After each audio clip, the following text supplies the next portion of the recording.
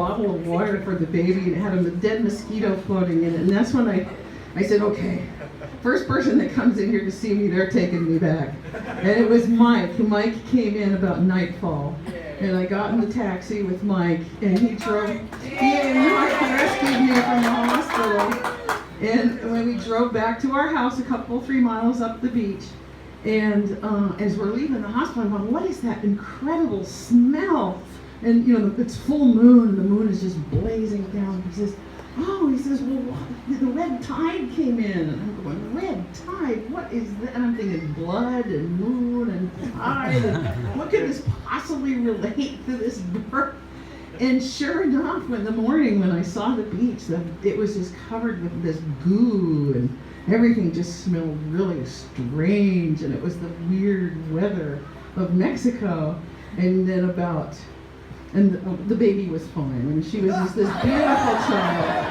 She had no problems whatsoever. She was the beautifulest little kid, and every time I took her anywhere, the Mexican families would just pass her around like a little package, like, ooh, look at that, and she would disappear into the back room so all the aunties could see her and stuff. So I kind of had a hard time holding on to her. But as the weeks went by, she got big and robust really, really fast. And then and I kind of got used to being a mom, which was complicated, because of our situation. There was really nowhere to go get anything, and I was not being honest with my parents. I did not mention this incident to them until much later. Because I was only 19, and it just didn't seem like, I don't really know how to bring this up. But it wasn't until much later that about half a year later that I announced her existence on the planet Earth. And by that time, she was 6 months old and just the most adorable child. And during that 6 months, my fellow prankster and lady friend Gretchen Fetchen gave birth to Casa, her little baby girl, who was completely different from Sunshine. They were as different as they could be. Casa was long and lean, and Sunshine was short and round. Casa has dark hair. They were just completely different. But so they lived on the bus basically together, those two. And Casa can't be here with us today, unfortunately. It just didn't work out for her. But those two little girls were with us all the way back to the States. And when we got to the Mexican border to come back into Texas, the nice Texas guard, I doubt this would happen today. They said, hey, she's just about the size of a pumpkin seed. What a cute little pumpkin. And for 48 cents, they naturalized her an American citizen. And we passed across without incident and came back to California. And life's never been the same. It's really been different. I always had to pack this little kid around and make sure she had what she needed. But I've never been sorry or regretful for 1 second. Sunshine's been an amazing young person to raise, and now that she's like a little older, it's pretty astounding to me. And I now have 2 more daughters who are also amazing and a little older. But it's so happy to be able to share our birthdays with our friends. We haven't had very many big parties like this, but huge party!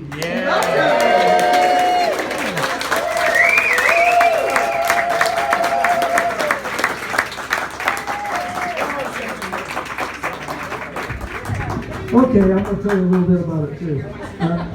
A day or 2 or maybe 3 before Sunshine was born, there we were in Mexico, and Mountain Girl was just about to pop, and we looked around and realized, well, she's not married. We need to find her. We need to find her a husband. And everybody looked around, and pretty soon they were all looking at me.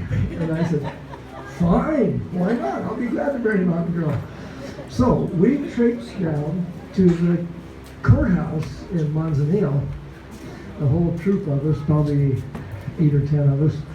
And we're in there, and we're filling out forms and signing papers, and just about done with all this process of this guy behind this cage with a little, one screen behind him like in a bank. It's the courthouse or whatever they call it there. somebody comes running in and says, Julius is in trouble, he's just about to get busted. He's gonna have a fight or some stuff like this.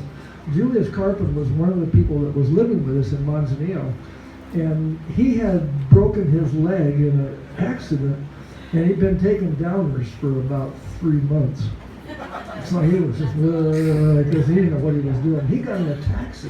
He didn't ride down there with the rest of us, and he got in this taxi, and he didn't realize it, but the taxi had been driving him around because he didn't know where he was going for about a half an hour. And so they finally got there, and the taxi guy said, well, you mean 200 pesos? You've been in this thing for half an hour. And Julie says, I don't know, you know, damn 200 pesos. I just rode down here from our house down the beach. It's only 2 miles. It couldn't have taken more than 3 minutes. And of course, he was half passed out at the time. So somebody told me this. So I ran out in the street thinking, I got to defuse this thing, but somebody's got to do something. I got out there, and Julius was wide-eyed and ranting and raving like crazy. And he was about to be in some serious trouble, so I said, Julius, come on, the wedding's happening, you gotta come in here. So he went and I slipped the taxi driver a couple hundred pesos, and he left. Everything was good. I came in, and they said, you're married. I thought, dang, I missed the whole thing. But Sunshine, years later, said that she felt really privileged because she had 3 dads. She had me as her legal dad on papers. She had Ken, who was her actual dad, and she had Jerry, because Jerry and MG and their kids were all living together. So Sunshine had 3 dads, and I got to say that I am supremely proud to be one of them.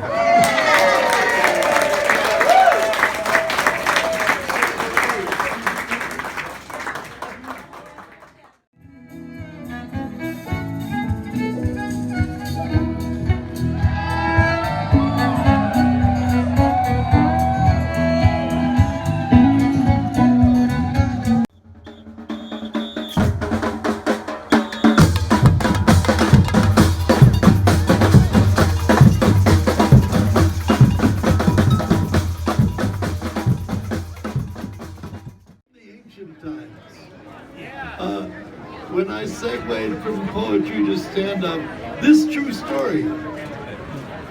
I used to have this bear.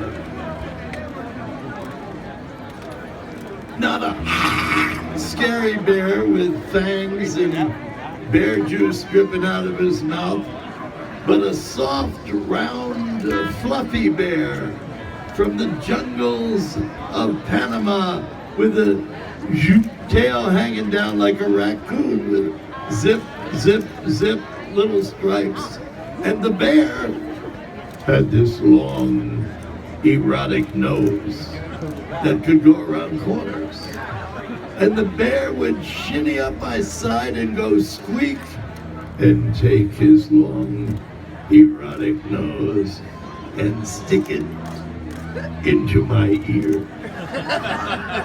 And I would enjoy that very much. I'd say, balls, bear. And I'd give him a pat and he'd do it some more. One time the bear tried to take his nose and stick it up my nose. It's too weird. I give him a slap. And he starts rooting around the living room looking for slugs and maggots. He thinks he's back in the rainforest, and I don't tell him. I used to keep the bear in the bathroom because the cage was so small when I went to school. The bear, true story, turns on all the water in the bathroom with his long erotic nose and starts flooding out the Ukrainians living downstairs. Skodirik milkom. They go get the landlord. Bam, bam, bam, beating on the landlord. Skodirik milkom. Skodirik milkom. Landlord grabs a passkey and a toolkit, and they go down and say, open up the door to my apartment. Open up the bathroom door. Blub, blub, blub. All the water comes out.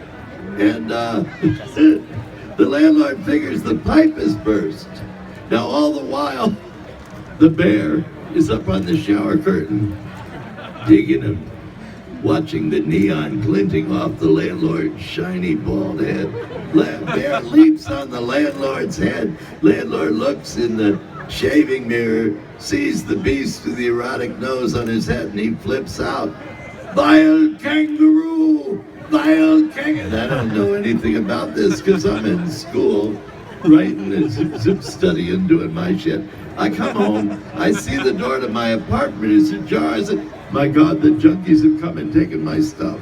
No, everything's fine. The bear in the corner rooting. How did the bear get out of the bathroom? I pondered this till he crawled up my side and gave me an ear job. I forgot the question. 3 days later, I come home and there is a notice in my mailbox from the housing department.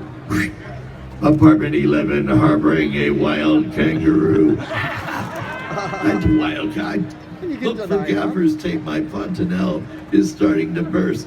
I go upstairs, bam, bam, bam, beating on the door. Open up the door. 2 police and the landlord. All right, where's the kangaroo? I don't have a kangaroo. There's just a little bear. A bear! The landlord freaks again.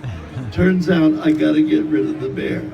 Gee, One cop, shocking. one cop isn't saying a word because the bear has shitted up his side and it's giving him an ear job.